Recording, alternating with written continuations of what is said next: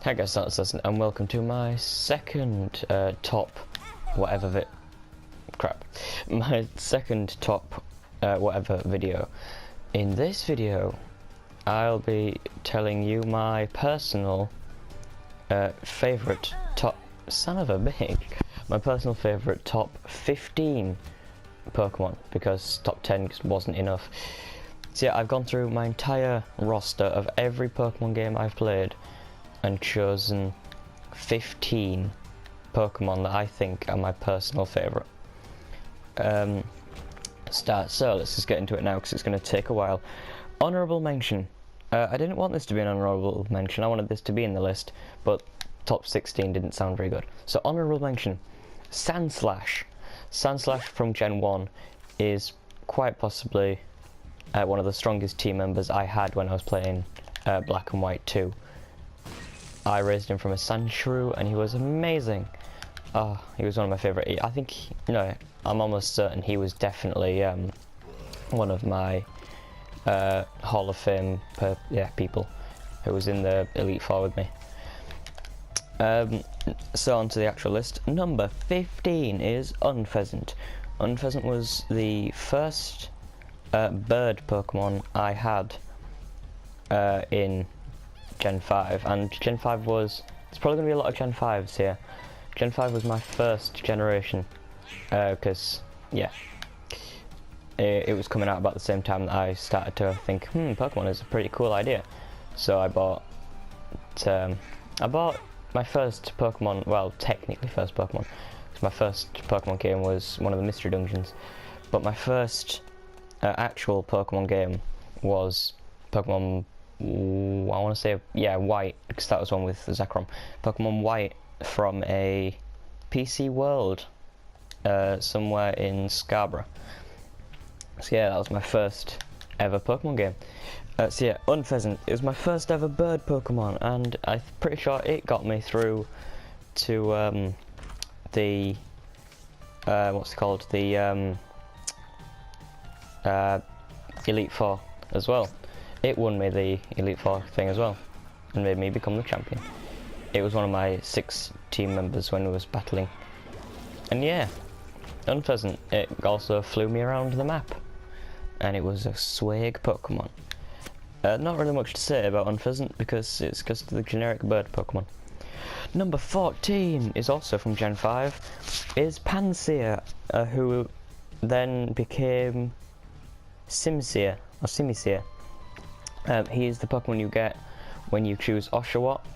He is one of the monkey Pokemon. He is the fire one, because if you get Oshawott, then you get Pansear. If you choose Tepig, I think you get hang on a minute. Yeah, Tepig you'll get Simsage, and if you choose Snivy, you'll get Pampaw. I think that's right. Yeah. So yes, I got Pansear. Excuse me. I don't think he came with me to the Elite Four. I know he was in my team until the very end, but I don't think he was in the Elite Four battle. But yeah, he's still a very valuable member of my team, and he's one of my favourite Pokemon ever. And he's so adorable until he turns into his second form, second evolution. Then he just looks a bit high. So yes, on to number 13. 13 is Timber, who then became Gurdurr. Yeah, Gurdurr.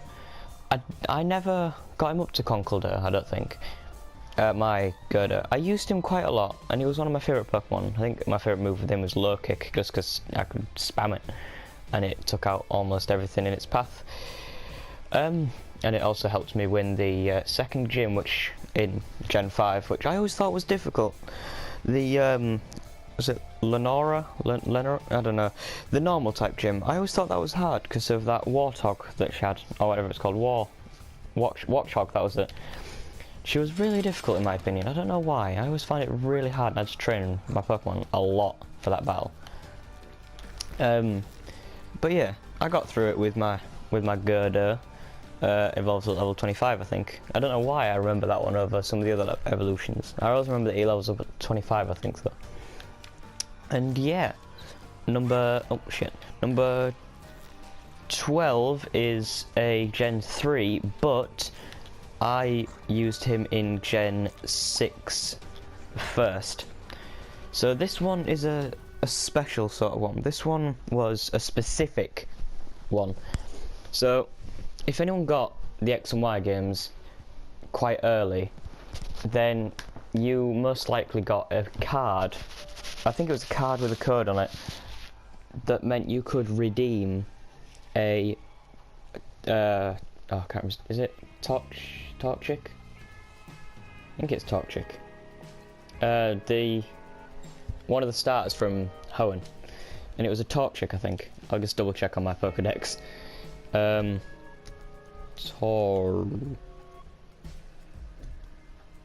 Yeah, Torchic. It was a Torchic, and it came with Speed Boost, and obviously the Evolution Stone for it as well. And I did get that Blaziken, and I got that Torchic, and I used that through my entire playthrough of X and Y because it had Speed Boost. So basically that Pokemon was OP as hell. It was way too overpowered for what it was supposed to be. But I still used it, and I think it was in my Hall of Fame as well.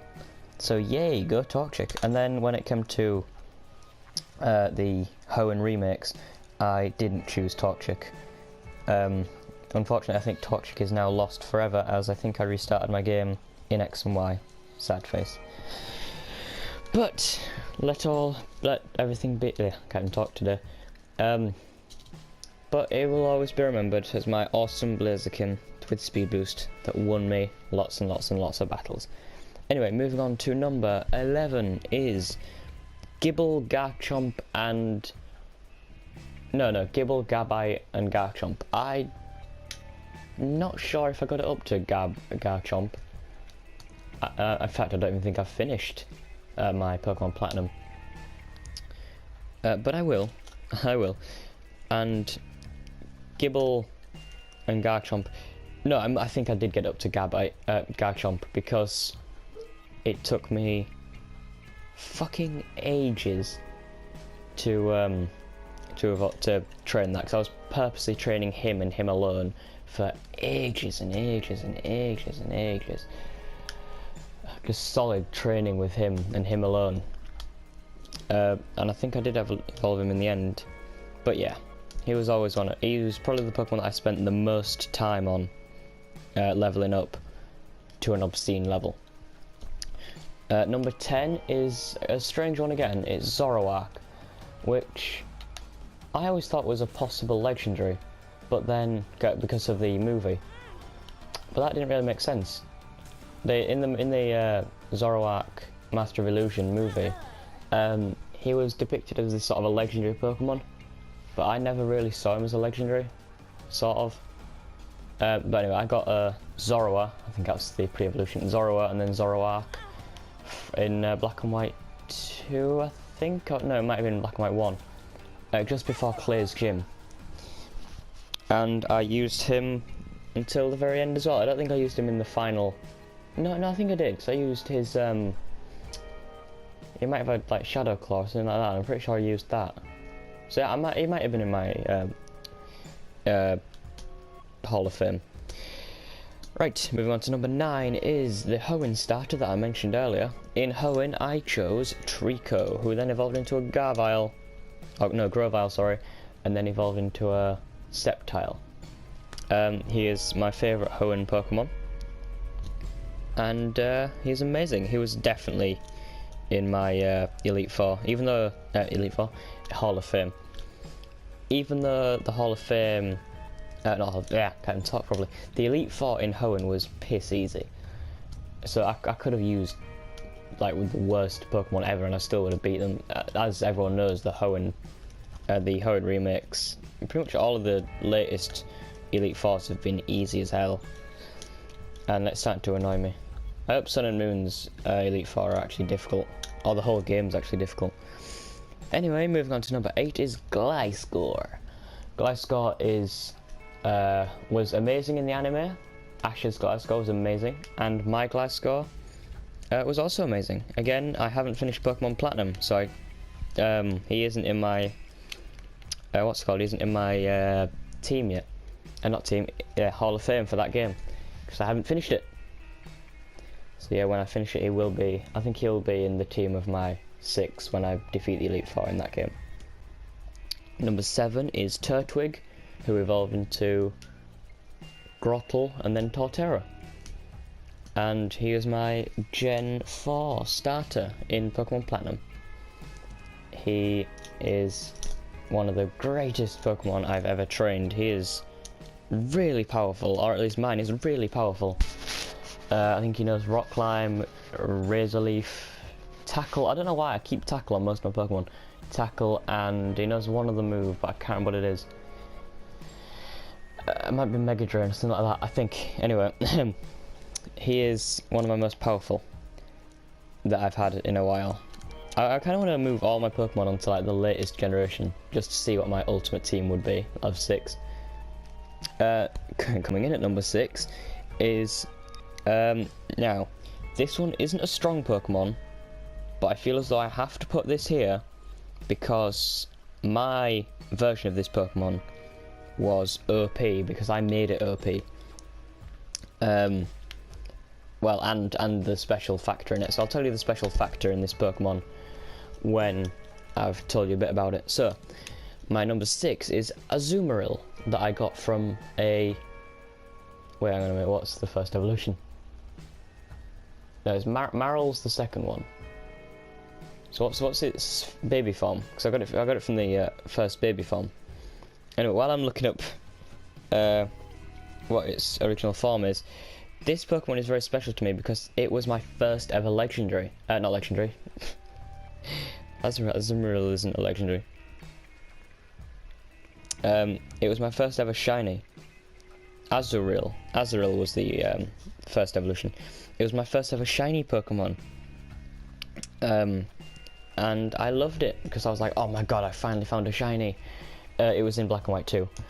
And it was just so amazing. So I trained it up. It knows, I think it now knows Surf, Hydro Pump, all these are the amazing moves, and he was so powerful. He was definitely in my Hall of Fame 6 Pokemon when I beat the Elite Four. He was just amazing because I made him amazing. Number 5 is again a very specific Pokemon. It was my Gen 6 Mega Blastoise. My Gen 6 Mega Blastoise was just amazing because I don't know. I just always it was always a mix between whether I used Mega Blaziken or Mega Blastoise. Because Blastoise had more power, but Blaziken had more speed. So I had to always decide between those two which one I'd send into battle. And because I only had one Mega Stone. So yeah, I liked my Mega Blastoise. He was cool. He did a lot of damage. He was a good tank. You might notice that I don't have any Gen 6 Pokemon, and I'll do one last honourable mention when I get to number 1. Number 4 is Chikorita, who evolved into Bayleaf and then Meganium. This one is my Gen 2 starter. Yes, I chose Chikorita because I think it looked adorable, and it becomes... Mine's quite powerful. I don't know why people say, oh, it's not that powerful, it's never really useful. I like Chikorita. It's a really, in my opinion, it's quite a strong Pokemon, or at least I made it quite strong. And my Gen 2 is probably one of my favourites, apart from the Black and White and Black and White 2. So yeah, I like Chikorita. Number 3 is the only legendary on this list, Zekrom. Zekrom is and always will be my favourite legendary Pokemon because it just looks so cool. It's a black lightning dragon. And I love lightning dragons. I noticed I haven't moved in a while. Black lightning dragon. And I love black lightning dragon. It's so cool. Dragons are so amazing. Lightning is probably one of my favourite elements out of the like fire, water, ice and all that. And it's just so cool. What else? Yeah, that's pretty much it. It's an amazing Pokemon. Right, getting into the good stuff now. Coming in at number 2 is Bulbasaur, my blue playthrough of Pokemon Blue version playthrough where I use Bulbasaur as my starter, who has now become a Venusaur. Not Venusaur, Ivysaur. Hasn't become a Venusaur yet because I haven't got through the game that much yet, but I will. I've just got to Lavender Town, so I'm not that far through. But yeah, I'm doing quite well, and I'm liking my Ivysaur.